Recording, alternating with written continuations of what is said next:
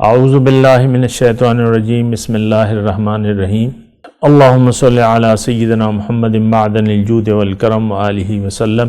سامعین و ناظرین اکرام، السلام علیکم ورحمۃ اللہ وبرکاتہ۔ آج کا ہمارا موضوع یہ ہے کہ اللہ تعالیٰ کی بندگی کیسے ممکن ہے۔ دیکھیں، اللہ تعالیٰ کی بندگی، ایک تو یہ بات نوٹ کر لیں، وہ شاعر نے کہا ہے نا کہ زندگی آمد برائے بندگی اور زندگی بے بندگی، تو ہم تو غور نہیں کرتے، لیکن شرمندگی ہے، بندگی کے بغیر زندگی شرمندگی ہے، دنیا میں بھی اور آخرت میں۔ اور یہ تو شاعر نے کہا ہے نا، لیکن یہ قرآن کی بات ہے۔ لہم افتؤمنون ببعض الکتاب وتکفرون ببعض فما جزاء من يفعل ذلك منكم الا خزي في الحیاۃ الدنیا ویوم القیامۃ یردون الی اشد العذاب۔ کیا تم کتاب کے بعض حصے کو مانتے ہو، بعض کو نہیں مانتے؟ کیا ہے بدلہ؟ بس کیا ہے؟ فما جزاء من يفعل، جو ایسا کرے گا، لیکن شرمندگی ہے، خزي، رسوائی، شرمندگی دنیا کی زندگی میں، اور قیامت کے دن شدید عذاب کی طرف یہ لوٹایا جائے گا۔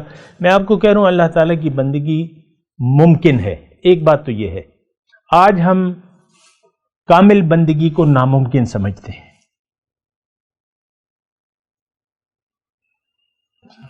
وہ ماحول ایسا ہے نا، ٹھیک ہے، اگر ماحول ایسا ہے تو تم لوگوں کے ساتھ جہنم میں کیوں جا رہے ہو؟ تم تو اپنے آپ کو آگ سے بچا لو۔ یعنی میں مثال کے طور پہ ایک مثال آپ کو دیتا ہوں۔ ایک لوگوں کا ایک ہجوم ہے، اور آگے جو ہے یعنی کسی نے آپ کو دکھا دیا، یعنی ایک بڑا ہجوم ہے، وہ جا رہا ہے، اور آگے جو ہے ایک گڑھا ہے آگ کا، زبردست آگ جل رہی ہے، اور ایک ہجوم ہے، بے قابو ہجوم ہے، وہ چلا جا رہا ہے زور و شور، بڑے شوق سے۔ لیکن کسی نے وہ کیمرہ لگا دیا، ڈرون، وہ آسمان سے، وہ اس نے 3-4 کلومیٹر کہ بھئی آگے تو گڑھا ہے، ڈرون سے ہوتا ہے نا، تو وہ اس نے دیکھ لیا۔ اب آپ مجھے یہ بتائیں کہ اس ہجوم میں جو شخص شامل ہے، جس نے ڈرون سے وہ منظر دیکھ لیا کہ سب لوگ جا رہے ہیں اس آگ کے گڑھے میں، آپ مجھے بتائیں کہ یہ ایک قدم آگے بڑھائے گا؟ یہ آپ کہتے ہیں ماحول، سب جہنم میں جا رہے ہیں تو آپ بھی جہنم میں جاؤ گے۔ جہنم یقینی ہے، جنت اگر آپ نے یہاں نہ کمائی تو جہنم یقینی ہے، یہ بات نوٹ کر لیں۔ سب لوگ، یہ تو کوئی مسئلہ ہی نہیں ہے، لوگ جائیں جہنم میں، تم تو مت جاؤ۔ وہ ایک گالی سی بھی ہے نا، جاؤ جہنم میں، انگلش میں کیا ہے؟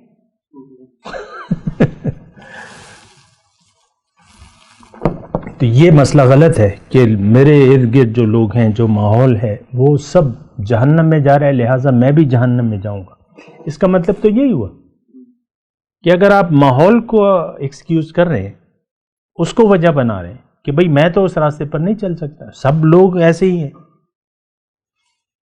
تو یہ تو کوئی بات نہیں ہے، یہ تو سوچنے کی بات ہے۔ اور جہنم وفی الآخرۃ عذاب شدید ومغفرۃ من اللہ، آخرت میں یا تو بخشش ہوگی، بخشش تب ہوگی جب آپ جہنم کے راستے پر نہ چلیں، جنت کے راستے کو اختیار کر لیں، اس پر چلنا شروع کر دیں۔ ٹھیک ہے، آپ نہ بھی پہنچے تو اللہ تعالیٰ آپ کو پہنچا دے گا۔ ایک غزوہ تھا نا حضور صلی اللہ علیہ وسلم کی زندگی میں، ایک صحابی تھے، وہ بغیر نماز پڑھے جو ہے جنت میں چلے گئے، کوئی نماز نہیں پڑھی، باہر سے آئے، جنگ ہو رہی ہے، گئے، مسلمان ہو گئے، جنگ میں گئے، شہید ہو گئے، جنت میں چلے گئے۔ تو دیکھیں، جنت کا راستہ ہوتا ہے، یہ بات نوٹ کر لیں۔ ایک تو جنت کا راستہ ہے، وہ اللہ کا راستہ ہے، اور ایک باقی راستے تو سب دوزخ کے ہیں، یہ بات نوٹ کر لیں۔ ایک راستہ جو ہے وہ اللہ کا ہے، اور وہ جنت کا راستہ ہے، اس پر آپ نے چلنا ہوگا، اور اللہ کی بندگی کا عزم کرنا ہوگا، اور جو آپ سے ممکن ہے وہ شروع کر دیں. اللہ تعالیٰ تو ہم سے زیادہ نہیں مانگتا، کہتے تو جو تم کر سکتے ہو شروع کر دو. فاتقوا اللہ ما استطعتم، جو تقوی تم اختیار جتنی طاقت ہے وہ کر لو. بس اللہ تعالیٰ تو تمہاری طاقت سے واقف ہے. طاقت ہے اور نہ کرو پھر تم مجرم ہو. تو بندگی دیکھیں ممکن ہے. اب اس میں تھوڑا سا وہ میرا جو بے نیازی کا مضمون تھا، تھوڑی میں وہ اس کی بات کرتا ہوں.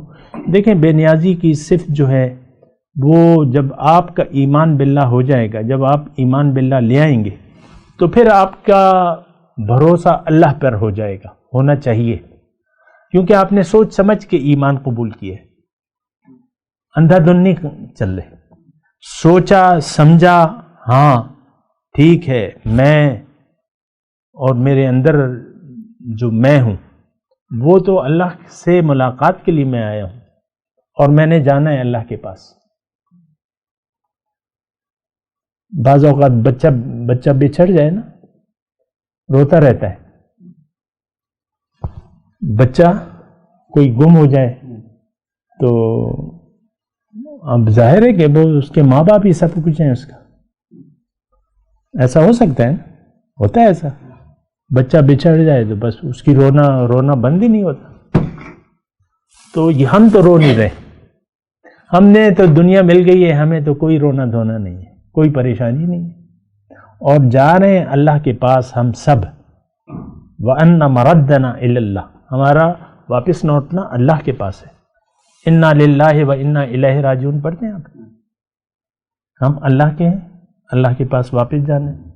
تو جانا ہے تو پریشانی ہونی چاہیے کہ کیا منہ دکھائیں گے. سورہ یونسی کی ہم وہ کر رہے ہیں نا ریکارڈنگ، اس میں آیت نمبر 60 ہے، وَمَا ظَنُّ الَّذِينَ يَفْتَرُونَ عَلَى اللَّهِ الْكَذِبَ يَوْمَ الْقِيَامَةِ إِنَّ اللَّهَ لَذُو فَضْلٍ عَلَى النَّاسِ وَلَكِنَّ أَكْثَرَ النَّاسِ لَا يَشْكُرُونَ. کیا گمان ہے ان لوگوں کا جو اللہ پہ جھوٹ گڑتے ہیں کہ قیامت کے دن اپنے رب کو کیا منہ دکھائیں گے، کیا حال ہوگا ان کا. یہ گمان کوئی سوچ ہے تمہاری؟ بے شک میں تو تم پہ لوگوں پر بڑا فضل میں نے کیا ہوا ہے، لیکن تم شکریہ ہی نہیں ادا کرتے. یہ بس ایک آیت میں آپ کو پڑھ کے سنائی کہ کیا خیال ہے. ہمارا تو کوئی خیال ہی نہیں ہے. گورو بہو کہتے بچ دل ترا کال ترا نگواڑا. اللہ کے دربار میں کھڑے ہونے کا کوئی تصور ہی نہیں ہے.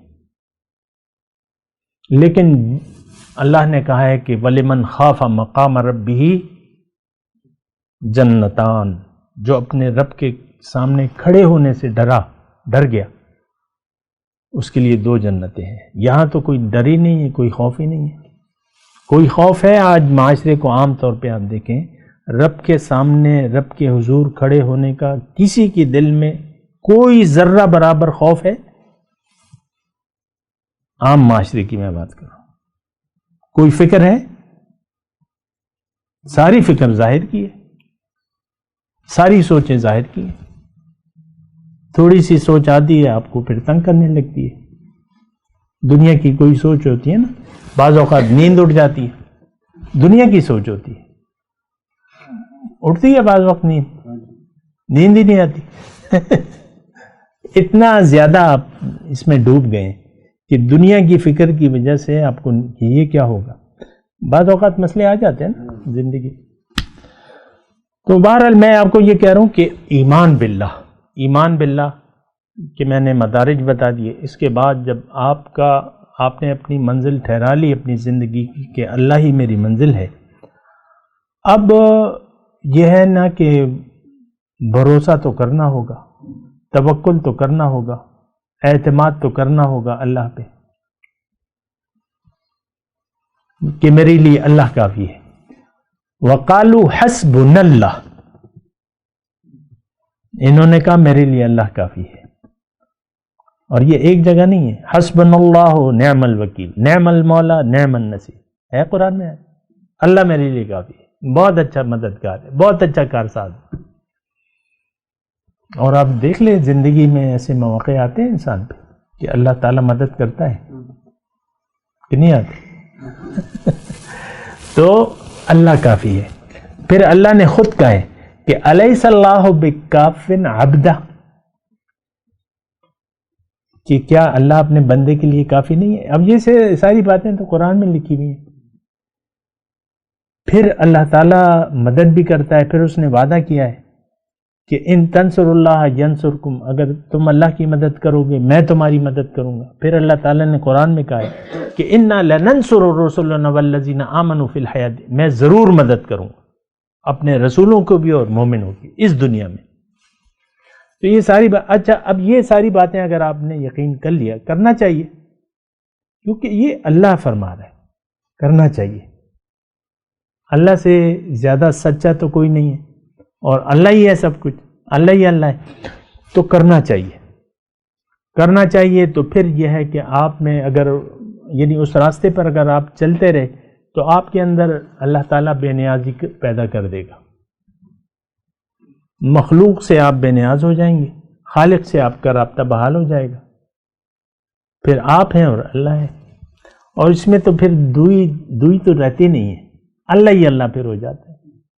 آپ ہیں اور اللہ ہے، لیکن اس میں پھر بندہ آ جاتا ہے، اللہ اور اللہ کا بندہ. اور یہ بہت بڑا مقام ہے انسانیت کا. حضور صلی اللہ علیہ وسلم کو یہ لقب دیا ہے اللہ تعالیٰ نے، سبحان الذی اسریٰ بعبدہ. معراج کی رات 15ویں پارے کا شروع ہے کہ پاک ہے وہ ذات جس نے اپنے بندے کو سیر کرائی. تو بندگی جو ہے مطلب یہ بے نیازی، جب جو آپ کا یقین بڑھتا رہے گا، نمبر 1 کیسے پیدا ہوگی نا بے نیازی، یقین بڑھتا رہے گا. اللہ سے آپ تقویٰ کے راستے پر چلیں گے، احتیاط کریں گے، جو کر سکتے ہیں آپ کریں گے، تو آپ کا یقین بڑھتا رہے گا. یہ سفر نور کا ہے، آپ روشنی میں آتے رہیں گے.